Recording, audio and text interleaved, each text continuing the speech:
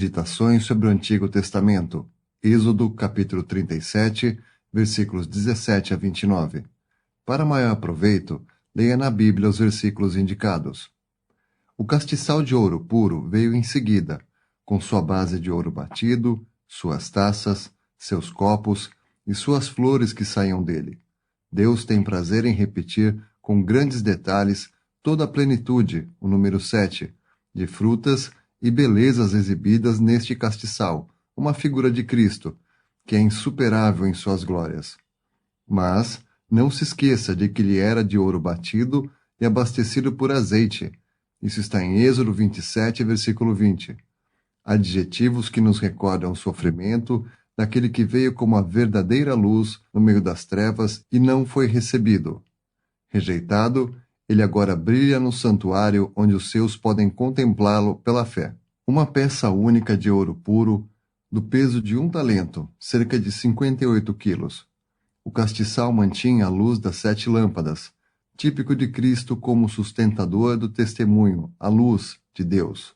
Nenhuma madeira é encontrada aqui, pois a luz é totalmente divina. Deus é luz. Isso está em 1 João, capítulo 1, versículo 5. No tronco central havia uma lâmpada e 3 ramos de cada lado do tronco, sobre o qual também havia lâmpadas, totalizando 7. 7 nos fala da plenitude do testemunho que o Senhor Jesus sustenta. Em cada um dos ramos havia 3 copos formados como flores de amêndoa, com um broto e uma flor. Esta ornamentação fala de Cristo na ressurreição, não apenas pelo número 3, mas porque as amendoeiras são as primeiras a florescer na primavera, significando Cristo, as primícias. 1 Coríntios 15, versículo 23. Quando a luz do Evangelho foi proclamada no livro de Atos, o testemunho da ressurreição de Cristo foi maravilhosamente destacado. Os crentes identificados com Cristo também estão implícitos nas 7 lâmpadas, pois havia espivitadores, mostrando que também havia pavios. O óleo para a luz é o Espírito Santo, e os pavios retratam os crentes que podem, pelo poder do Espírito, brilhar em testemunho do Senhor Jesus, mas que precisam ser aparados frequentemente para aliviá-los dos restos do testemunho anterior, permitindo um testemunho sempre ardente. Lembremos também que as luzes serviam para iluminar o candelabro em si. Êxodo, capítulo 25, versículo 37. Assim como os crentes são destinados a iluminar Cristo. Os utensílios também eram de ouro, porque é obra de Deus aparar qualquer excesso em nós, e quando isso é feito, ele coloca a cinza no prato, isto é, ele se lembra. Não devemos nos ocupar com isso. Tudo o que temos feito em testemunho para Cristo, somente ele pode dar seu verdadeiro valor. Fazendo assim, queimaremos mais intensamente. O altar de ouro, que também estava no lugar santo, diante do véu, é outro retrato daquele que é o objeto central da nossa adoração, em cujo nome nos aproximamos de Deus para adorar e interceder. O incenso que era oferecido ali, se voltarmos a Êxodo capítulo 30, versículos 34 a 38, era, segundo a arte do perfumista, temperado, puro e santo.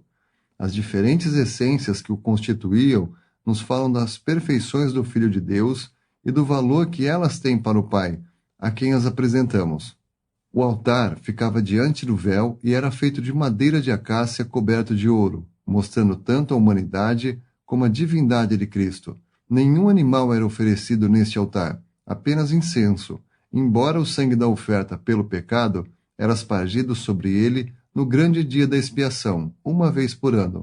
Isso está em Levítico, capítulo 16, versículos 18 a 19.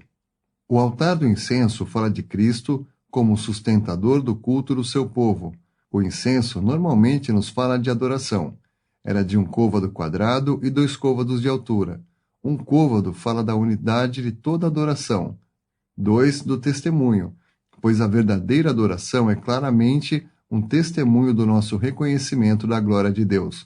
Não há metades aqui, porque é claro que, por mais real que seja a nossa adoração, ela é sempre limitada, pois o Senhor Jesus é digno de muito mais do que toda adoração que os seus podem lhe dar. O azeite santo da unção é igualmente preparado de acordo com as instruções de Êxodo 30.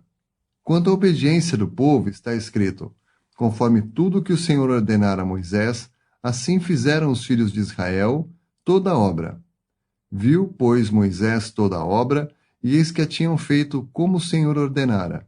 Assim a fizeram. Então Moisés os abençoou.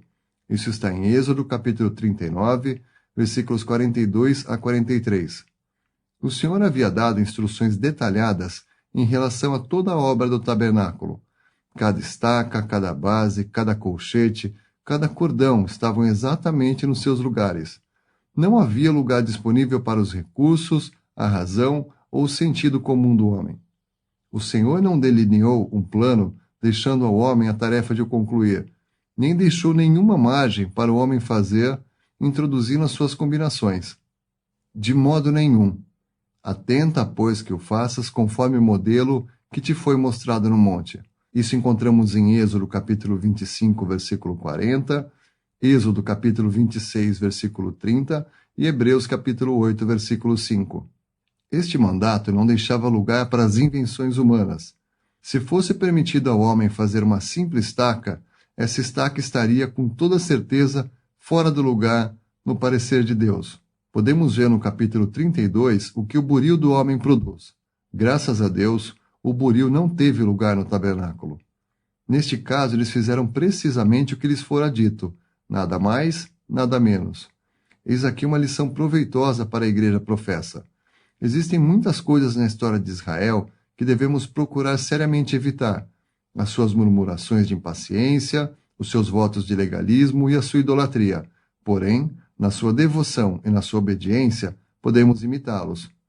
Que a nossa devoção seja mais sincera e a nossa obediência mais implícita. Texto baseado em diversos autores que se reuniam apenas ao nome do Senhor nos séculos XIX